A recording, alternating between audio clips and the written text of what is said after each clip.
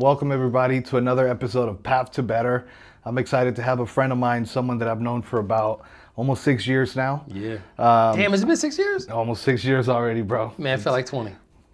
I mean, you definitely look like we've been knowing each other for that long.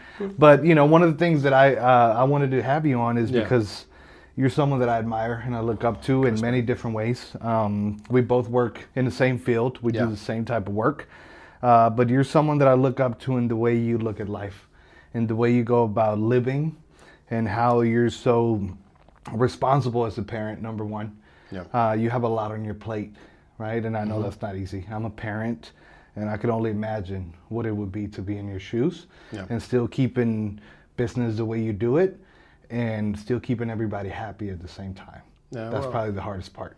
I think, you know, I give you a little context to it. You know, I was raised in a big family, but it was just my mom, my grandmother, and like my mother's the best woman I've ever known in my life. And I've always wanted to be at least a tenth of who she was. You know what I mean? And I never really understood. You can appreciate it from a distance, outside looking in.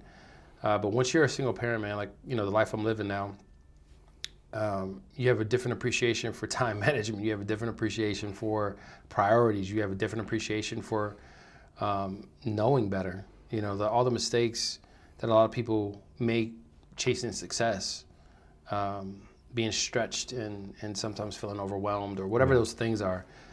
So, you know, kind of rolling into this, man, it means a lot that you see that struggle, because it's real to all the, you know, single parents out there, man. Like, love and respect, dude. Yeah, no, absolutely. And, you know, this topic today, I wanted to talk about staying grounded during chaos, right? Managing family, business, and also managing your own bucket. Yeah, just me, right? Your own self. Trying to fill my cup a little bit. Right, absolutely. Because, you know, that's what I talk about in this podcast is things that help me elevate myself, things that I've done, that I've learned.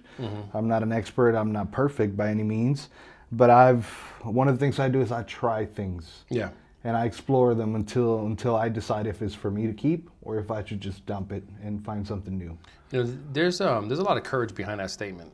Like, so a lot of people, myself included, like, not preaching, but there's a lot of courage behind the statement of willing to try something, and then recognizing when this is for me or if it's not for me, and being willing to change directions. A lot of people kind of get stuck, and I'm a indication that myself in times and different things, but a lot of people will get involved with something and they'll just stay there. They feel stuck there. Now realizing that they do have the power of choice. They have the power to stand up one day and just completely go left. Yeah. Yeah. So there's a lot of courage to that, dude. And I appreciate it, man. I mean, I see a lot of courage in how you do things also.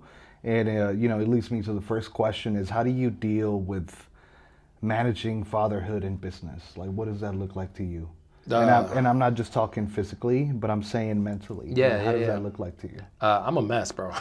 Okay. Or maybe I just feel like that some days. Yeah. Because it's weird. Like you know, when my son was when the separation of my house happened and everything, it was like 3 years ago. Yeah. And he was 6 at the time, right? Yeah. And I was like, man, he's a 6-year-old. He needs me all day, every day. I got to be present for him. I can't fail him. And that's, I think, you know, you ask me, how do I manage those things? It's because I in my mind, I'm always thinking about, I can't fail him. Like, I didn't grow up with a father. Right. You know? And one thing I knew very young was I wanted to be a father. Like, I wanted to be there. I wanted to show up. I wanted to do the activities. I wanted to put him to bed. I wanted to wake him up. You know, I want to bust his butt thinking he's strong and stuff. You know, we're wrestling on the floor. And it's a mess, dude. Like, never feeling like I put enough time in with him. Yeah. But I know that these bills don't get paid on their own, right? And having to put all that, not even just time away from him, but just the energy away from him, like my brainwidth, my bandwidth. Yeah. And then coming home, because I know, like, somebody much smarter than me told me this a long time ago. You know, as a man, speaking as a man, we could work an 8-hour shift, a 10-hour shift, a 12-hour shift, a 15-hour shift. Yeah. But the job doesn't start until we walk in that door at home. You know, my son, you know, he just knows that dad's home. And he wants to play, he wants to laugh, he wants to share his day. and trying to show up for him like that. And there's days I absolutely fail, and it eats me up at night. But I hope that I win more than I fail with him, and I think that I do. Yeah. And I think if somebody had to boil it down to one thing for me, it's just knowing what your priorities are. Yeah. Like all of this, everything, myself included, all that shit goes away for him. Yeah. For my daughter. Yeah. So. And nothing comes in between that. No. I personally believe that family's first. Yeah. Your faith is always going to be the tip of the mountain, but right behind faith in God is your family, man. Like without that family, like what is it to gain the world but lose everybody around you? Your family is everything. And family is not just necessarily blood. Family is the people that treat you like family, that will sacrifice for family, that will show up as family shows up. So. Well, man, I appreciate you sharing that, and I sympathize with a lot of that because I think you and I have very similar upbringings. I also didn't grow up with a dad, right? And I always dreamt about being a parent one day. Yeah. And even though no one taught me how to do that, how to be a dad, I knew what a mom looked like, but I didn't know what a dad looked like. Facts. So to me, it was like, okay, when my day comes, I don't know what that looks like. I don't know who I'm going to model myself after, but I know that I'm going to give it as much of myself as possible. And, someone told me one day that you must put in more work on yourself and family than you do your job. And I kept that in the back of my head because I work my ass off. Yeah, you know that, right? Trust me. You don't get to be here without that. Right. Yeah. We do that a lot, but a lot of times, it's easy to forget that you also got stuff to do at home. When you get home and you got people, even though you're tired and drained, they're not, and they're excited for you to walk in. Listen, like I wish I had like an obstacle course in my backyard so I could make him do some laps to work some of that off. When he was 6 and 7 and 5 and 4, I could toss him around and it's fine, and he's had a great time. And now he's 8. Well, now he's 9, and he's strong, man. He's a strong young man. Not about just talking physically, but just emotionally and, as a person. In his heart and his spirit. Yeah. And so as they grow, man, especially for a boy, the tempering never stops. Yeah. So like the challenge for me with Roman now is, and Roman's my son, Anna's my daughter. The challenge with Roman now is, it's not so much just rolling on the floor anymore, playing, toss him on the sofa, and then everybody's good. It's, we roughhouse a little bit, but he needs to talk to me about things. Yeah. As they progress in age, so does the mindset and the requirements.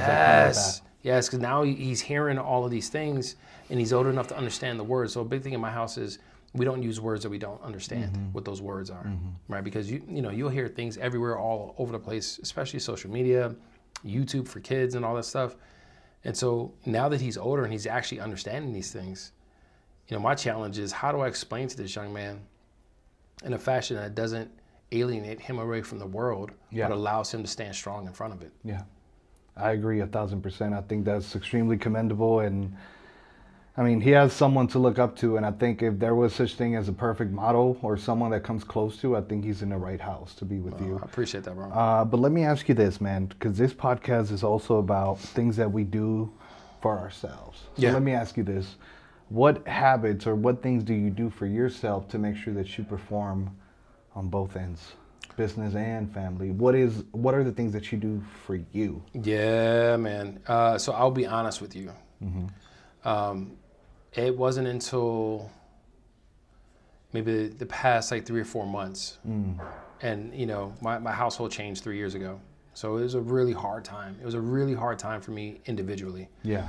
But again, and I'll just be honest, man, nobody cares. Like, nobody cares that I'm struggling. Nobody cares that I'm hurting. Nobody cares that I can't look myself in the mirror, and that's okay. The world is what it is. But for me, I just kind of put my head down during that time frame, and I just kept doing what I was already doing. And it allowed me to get to the next day, and it allowed me to get to the next day. And I didn't realize that I was leaning on my son a lot to be that love that I felt was missing. Yeah. But coming forward 3 or 4 months ago, I woke up and I was like, because my family, my sister, my friends, were telling me that I got to live, I wasn't smiling as much. I wasn't laughing. I mean, how many times you tell me that? And you told me that the same too. I mean, we do keep each other accountable. Accountable. I am my brother's keeper. Yeah. And you had said it a couple times, like other family members have said it a couple times, and like I just woke up one day, and I was looking at a Facebook memory, and like I was looking at myself being silly. I was looking at myself being like a fool for my family and friends, and just laughing, and I couldn't remember the last time I laughed like that. You know, it's funny you said that, because the last episode I talked about that to a certain point I forgot about myself. I almost forgot what it was to be happy for a second. Dude, no, I did. Like foreign. I did. I forgot what it felt like to be able to love, bro. Like, and to trust that love. But how do you take care of yourself? What do you do? Now? Do you have conversations with yourself at night? Do you do anything that's just, because I know, you know, a lot of times society makes it seem like, you know, if all the time and all the attention is not to family or to the business, then we're doing something wrong. But I think there's something to be understood about taking time for you so that you can perform the way you need to. You know, I think, you know, the thing that comes to mind when you talk about, when you ask a question, what you're just saying too is, you know, like back in the day, back in caveman days, right? The first person to eat would be the man. The biggest portion would go to the man because he had to go out and hunt. He had to come home. He had to take care of business, right? You know, and I'm not saying that we're cavemen anymore, but I think to your point, a lot of times society, cultures, norms, whatever have you, whatever label you want to put on it, they tell us that we're supposed to come last, be last. You know, we're supposed to sacrifice for the world. We're supposed to give up everything. We're supposed to be the non-priority in our life, right? And you know, I lived that. I lived that in the pursuit of maintaining for other people. Like I said, it wasn't until the last few months, man, that I really got to a point. I watched that video, and it kind of reminded me about that. And you know, what I do now that nurtures me is I get as low to the ground. I lay completely flat on the ground on my back patio, and I look at the sky. And I don't do it every day, and I should, but the days that I do it, I say, good morning, Father. Good morning, Lord. Good morning, God. Connection. And then we talk. It's not so much a ritual prayer or anything. Is I just talk to him. I talk to my Father, and the reason why I lay flat on the ground like that is because I want to make myself as humble as possible. I want to make myself as close to him as possible. And it's really helped me with clarity. It's helped me with finding peace because I was angry for a long time, dude. I didn't even know I was angry. Like, I didn't know, like, if somebody was like, are you mad? I'm like, no, dude, I'm whatever, you know? But I was so angry. I was so angry at the world. I was like, man, I deserve better. I put the time and I did the work. I did the right things. You know, I'm not perfect by no means, but, you know, I earned this. And, you know, in actuality, everything happens the way it's supposed to. And I think that, you know, we're in a good space now, you know, me and my son's mom. And she's a good woman. She's a good woman. She's a good mom. But it allowed me to forgive. Not her. It just allowed me to forgive me. That's huge. You know? That's key, right? Because men like us, people like us, women, men, whoever can relate to this. Yeah, for sure. A lot of times, you know, we're our own biggest critic, and we can be... That negative talk. We have no mercy on ourselves sometimes. I'm brutal. I could be brutal with myself, you know. It may not seem like it, but trust me, I can put myself down pretty bad. I can judge myself pretty hard. You ever say some stuff to yourself like that the negative talk that happens in your head? You know, I used to think that it was like, oh, that drives me forward. It's gonna keep pushing me harder and harder and harder. I'm gonna keep growing and do this, blah blah blah blah blah, whatever. I was doing the negative talk to myself, and it was so bad that I shocked myself. I was like, whoa. Yeah. You couldn't speak like that to any other person in the world. Would not go. It would not be allowed. at all. It would be like it's on site, illegal. Right? Yeah. Like it's on site. Like this is going down right now. But I would talk to myself that way. Yeah. And like you allow it. Me. Like you talk about love and taking care of yourself. I'm like, but that's how you show love to yourself. Wow. Yeah, man. I lived a life like that, bro. I'm in my mid-40s and, you know, I don't do that no more. Yeah. I don't, man. Like I catch myself sometimes like, man, you're better than that. Stop, Rick. It's okay to make a mistake, man. It's okay not to be everything for everyone, always, everywhere. It's okay, man. Like none of us are perfect. And striving for perfection is all well and good. Right? It is. But like, you know, you drive yourself. If you want success, you're driven. Yes. You want success, there's no excuse. Mm-hmm. Yeah. Right? That drive is what I think helps foster that negative in your mind that we gotta be, do, are, you know, but stop that shit. Like the negative talk has to stop. And that's something I would tell anybody. Man, woman, child, it doesn't matter.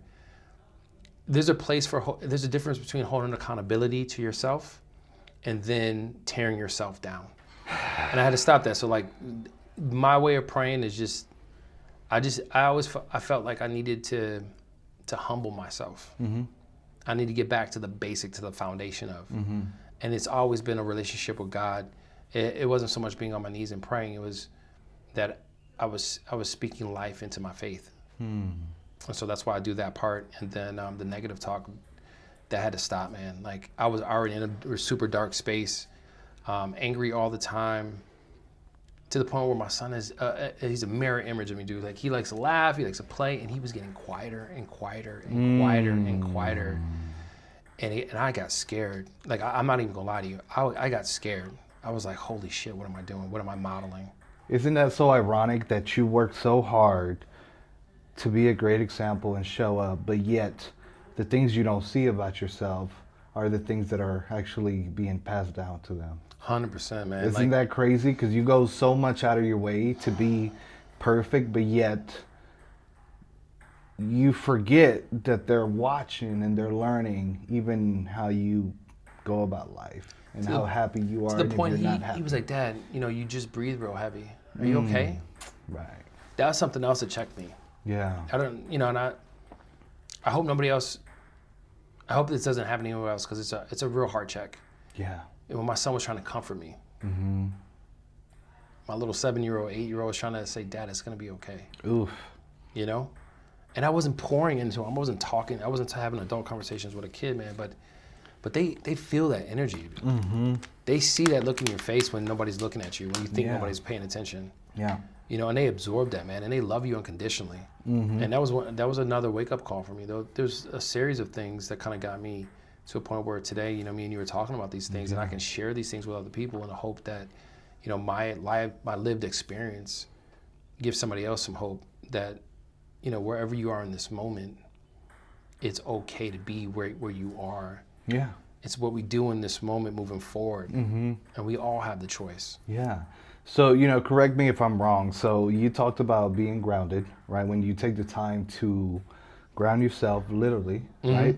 And talk to your maker, which regardless of religion, I think the main point is reaching out to something that's bigger than you at the end of the day. Oh, yeah. Right? Yeah, but it also seems like you do a lot of self-conversation. Am I correct? Yeah. Like, I used to think I was a little weird, to be honest with you, because, you know, I mean, walk around the mall, hey, man. And now, see, now you're doing too much. No, I would like, you know, I would have full-blown conversations with myself, and it kind of plays well into what I do for work, because, you know, rehearsing conversations so as you show up confidently, it plays a huge factor in, you know, connecting with people. But on a personal note, man, like I would have these conversations with myself because it helped me really understand how I was feeling, what I was really thinking, why I was doing the things that I was doing. That doesn't mean I didn't keep making mistakes or I wasn't, you know, stubborn enough not to change my ways in that moment. But yeah, that's big. I think the main thing is it's not to be perfect, but I think the goal is to recognize when you're there, right? And I think that's what I've done so well lately is being aware of the moments that I'm not being the best version of myself. I'm not saying that I'm doing Say things... that again? Because that shit is powerful, bro. Yeah. I'm serious. Say that again. Recognizing the moments that I'm not being the best version of myself. I can literally catch it nowadays. I love that. I have thoughts that come in, and I know that those are not the right thoughts I need to be having. And I almost, instead of diving in like I used to into those thoughts, I just simply acknowledge it. I forgive myself for having those thoughts, number one. Mm-hmm. It's okay. But you know what? Now that I know it's there, I'm going to just move on past it. Yeah. But instead of saying, why am I thinking this way? Why? It's okay to think this way, but I'm not going to use it, and I'm not going to let it absorb me and show up later to my household with this thought that I had earlier. It's just not going to happen. Now I'm in control. That is the main thing. That statement you made, man, like, so I taught something I coached my son since, like, he started talking. Yeah. Is, Dad doesn't expect you to be perfect, bro. Right. I want your best effort every time. That's it. And whether we win, whether we lose, whether we get our knees scraped up. Whatever the outcome whatever is, right? that, I promise you, I'm shoulder to shoulder with you, buddy. And so it's kind of funny that, you're a father, you're a grown man, you're successful in your field, you're married, you're a good friend, you're a good brother. And for you to come to that same realization about being your best version versus chasing perfection, that's awesome. Are there ever any moments where you're just like, I don't know how I'm going to do it today. I don't know if I have the strength to even get up and do what I got to do. Today, bro. What do you mean? Today was that day. Okay. Well, I do too. But let me ask you this. How do you pick yourself up? Okay. Let's use today as an example, right? So I knew today was going to be a monster day. Right. Like from 9 a.m, work, coachings, interviews, teaching, vision boards, everything that I in my role that I have to do in a weekly basis, I felt like it was compressed into today. I was dreading today since Monday, because I knew how much energy it was going to take to get through it. I knew how much intention it was going to take to get through it, right? And so this morning, picking myself up from getting ready for today, you know what? I said, you know what? I'm not gonna go to the gym today. I'm not gonna run outside in 32-degree weather. Yeah. I'm gonna sit my happy butt down, and I'm gonna drink this cup of coffee. Yeah. And I'm gonna read this book that has nothing to do with nothing, but I enjoy the storyline, and I'm gonna be at peace with that. And I'm gonna be at peace with the fact that I got a big boy day today, but this is what I signed up for. I love that. I love the fact that you mentioned the book, right? Because you may not looked at it, you may not have looked at it as it's time for you, but it's really time for you. When I was talking about staying grounded and you mentioned you have conversations with yourself, that book, that little moment for you, that's for you. Oh yeah, absolutely. That is your little happy escape moment. I even thought about that today. I was like, this ain't about nobody else because this is about to go down. I drop my son off at like 7:15 in the morning. So I typically have like an hour before like my phone gets going and life gets going and stuff happens. And like on the drive, because like I'm a minute from my gym. And I drive back home from dropping off my son. I was like, you know what? We're just going to go home today. Yeah. I'm going to take this time and I'm going to be at peace. I'm going to be still. I'm going to be quiet. I'm going to breathe. And then I'm going to show up for the people that need me to show up today. Yeah. Slowing down to power up type of thing, right? Yeah. We talk about it in work a lot. I mean, nothing that you don't know. We talk about slowing down to speed up, powering down to speed up, powering up. It's a phenomenal thing, dude. But when you take the time to actually like be intentional about it, right? Like coming home and like just sitting on the sofa, if that's your intentionality, then great. And if that's what you need, great. If you come home, you cook a 4-course meal and that's what relaxes you, nobody gets to tell you what relaxes you, right? But if you're doing something in the time frame that's for you, that's not for you, then I would tell you that you're wrong, man. Like you got to be selfish with that time. You have to be selfish with that time. Yeah. I love that. And it leads to my next question is, because I know I feel it, how do you handle guilt because I know that sometimes, even though we have calendars and schedules that we adjust to, sometimes things happen. And myself, I may show up home knowing that this is my time to be with family and nothing will come in between it. But sometimes things creep up and they rob me out of my time. And that carries some guilt, right? Yeah. So how do you handle that? But before you answer, let me tell you something I do. When I'm conscious that I'm feeling a little guilty, number one, I tell myself it's okay. I'm guilty, but I'm in the present. So it's not about how I'm feeling, it's about what I'm going to do about it. Mm-hmm. So I'm here. So what am I going to do to maximize this time that I have so that I don't feel guilty anymore and I still show up for them? Whether it's maybe I just, even though I'm hanging out with my daughter and we may just be talking and chilling, I ask her, like, what do you want to do right now? Mm-hmm. And whatever she tells me, we do, even if it's for 30 minutes to an hour. Yeah. Whether she wants to kick the ball back and forth for an hour straight, that's what we're going to do, right? How do you handle guilt? I think for me, it's a little bit different. So I have this burning drive and need to be everything for everybody all the time, mm-hmm. everywhere. Yeah. And a lot of times I have a problem telling people no, and so I end up double booking myself, and then I feel bad. Yeah. That I wasn't there for that person. I wasn't there for that person, or somebody comes up Cancel to me. on friends and stuff like that. Never happened, but never happened. No. I don't know where that came from. Never happened. So throwing random stuff out there. And even with agents, man, like somebody will walk up to me, and I'm on my way to another meeting, but I'll take the time to stop. And I'm already 5 minutes late mm-hmm. for the other person sitting there waiting, but I can't walk away from that moment and that person in the moment. The guilt for me is, and this is just me, man. Like guilt for me is my indicator that I'm on the right track because I'm always doing something for the right reasons. Yeah. Right. So and it also indicates to me that I have more to grow. I have more capacity. I have to increase my capacity somewhere, mm-hmm. and I have to shift things around to make it make sense. So for me with guilt, I don't let guilt harm me. I use guilt to make me aware of where I got to get better.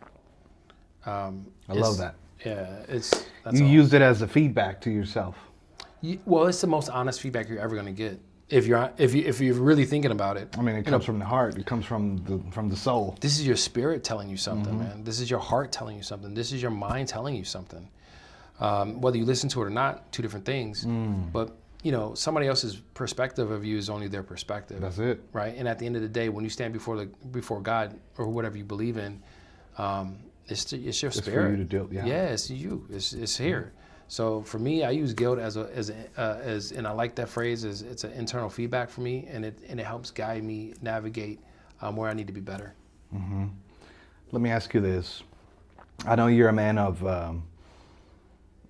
constant drive like myself, and mm-hmm. we feed off of that, and we always talk about motivation. But here's the thing. Motivation and discipline are two different things. You get me excited right now, dude. Right? Yeah. Two very different things. 100% different things. And I think that the moments that I've been the lowest is when I ran out of freaking motivation, mm-hmm. right? But if I look back, the reason why I felt that way is because the discipline wasn't there, right? Appreciate on that one. I was relying on a little spark of motivation, not focusing mm-hmm. on discipline, because discipline kicks in even when you don't have motivation. Yes. And if you do something every day, whether you like it or not, eventually it's going to give you motivation. But motivation is something small compared to discipline. Discipline is something huge. Mm-hmm. Motivation is a little spark, right? But some people get used to that little spark and rely on it. I don't have the motivation. Right. Well, find discipline, and then throughout the discipline, you're going to have spurs of motivation that come and go. But if you just rely on that little motivation, you can be pretty unhappy because it goes like this. And yes. My life went like that for many years. You're talking my language right now. What's your take on those two? Like I said, you're talking my language, man. I'm going to give you a quick story, and then I'm going to answer the question real fast for you. I don't have a lot of motivation to do the things I do. I have a lot of discipline to do it because I know the results it creates for me. Mm-hmm. I haven't been in the gym like I was supposed to be in the gym. Right.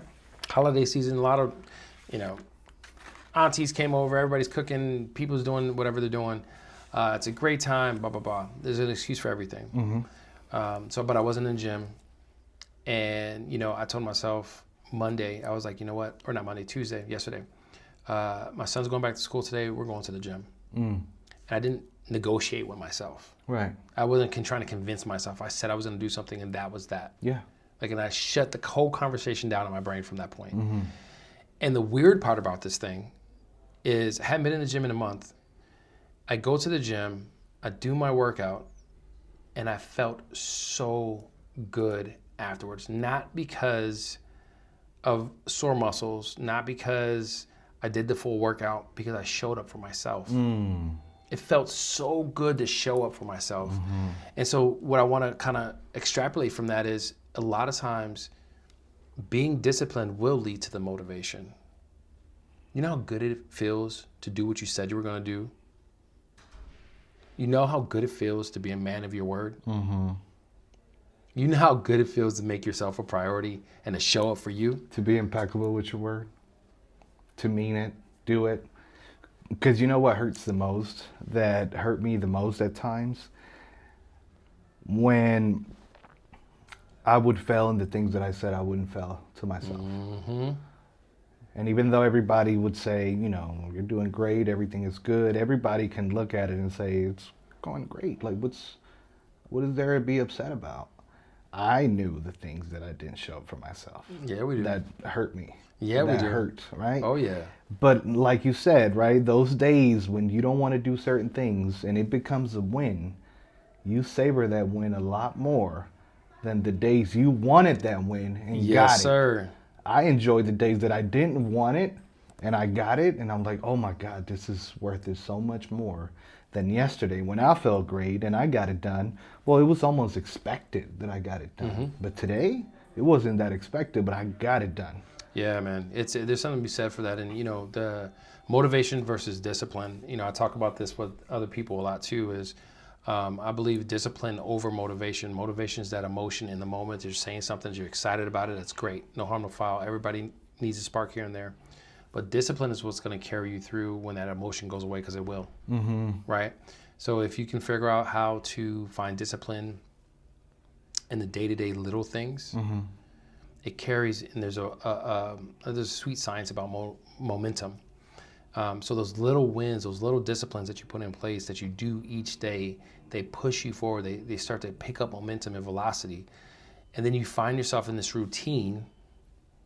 And then from those routines, all of the results you're looking for, we're here now, right? We're here now. They just start coming. And it sounds great, and this is an awesome conversation, man, but I didn't sleep but 4 hours last night. And, I'm hungry this morning, and my son was cranky, and my left big toe hurts, and life. I got 6 things I got to do in 2 hours, and I got a 45-minute workout, whereas I could maybe not do the workout and blah, blah, blah, blah, blah.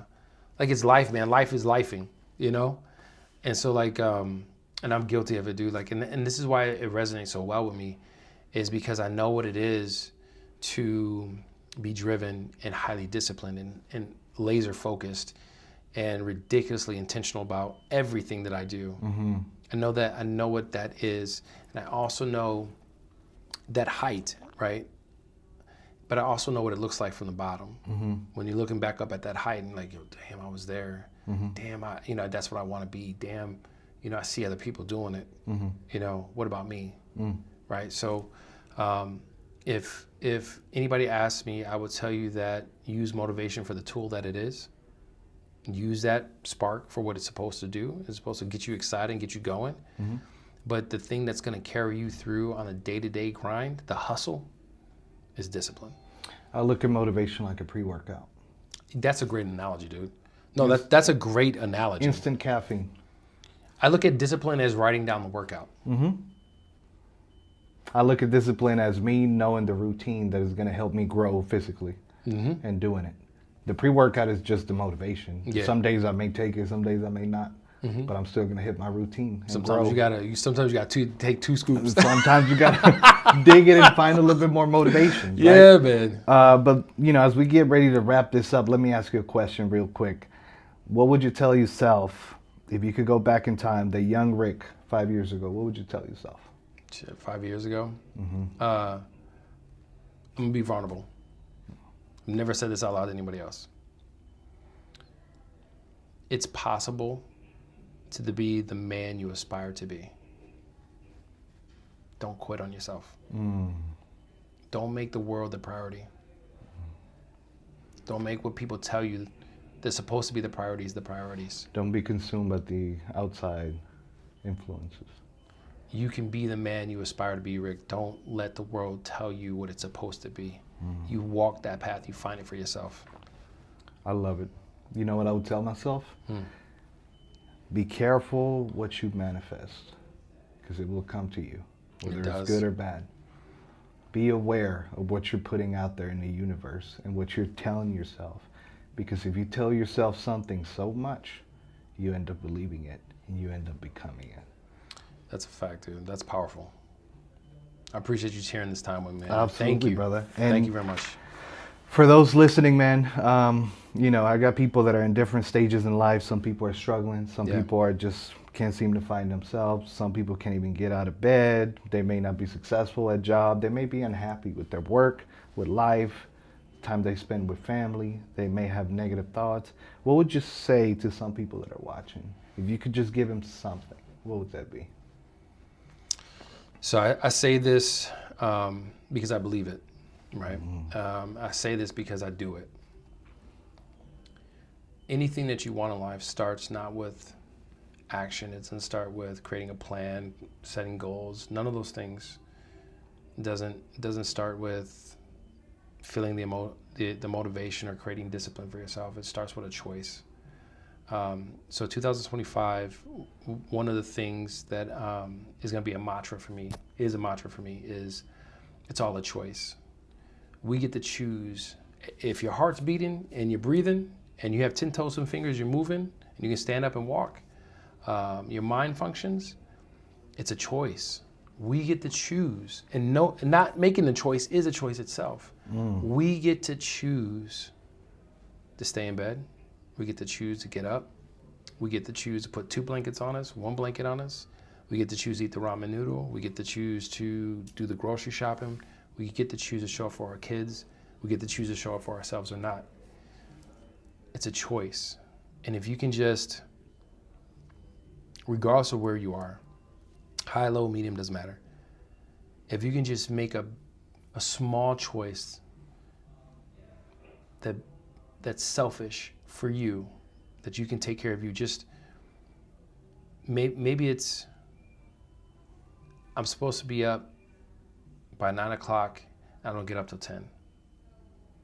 Well, don't try to wake up at 9. Why don't you try to wake up at 9:45? Make a small choice. Make a small improvement. And let those small choices, those small improvements become the whole. And it will. It just takes time and consistency. I love that, man. And to those watching, don't forget about you, right? Don't forget about yourself. Don't be so consumed about life where you put yourself in the back burner. Remember that plants don't grow without being watered. And maybe you're asking too much out of yourself, but you're not giving enough to yourself at the same time. Maybe spend time getting to know you. Ask yourself certain questions to find out what you're about. Find out what makes you happy, what makes you excited. If you don't know what those things are, then how can you all of a sudden expect for things to start panning out the way you need them to be?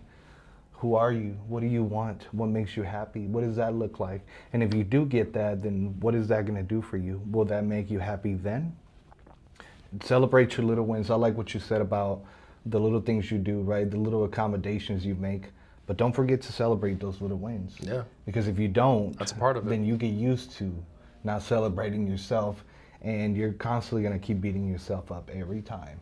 Yeah. Another day I didn't get to wake up at 5. Oh my God, I'm a piece of crap. I failed. But what if you woke up at 6 instead of 8? That's a win. You should still be happy about it. I would encourage you all to take care of you.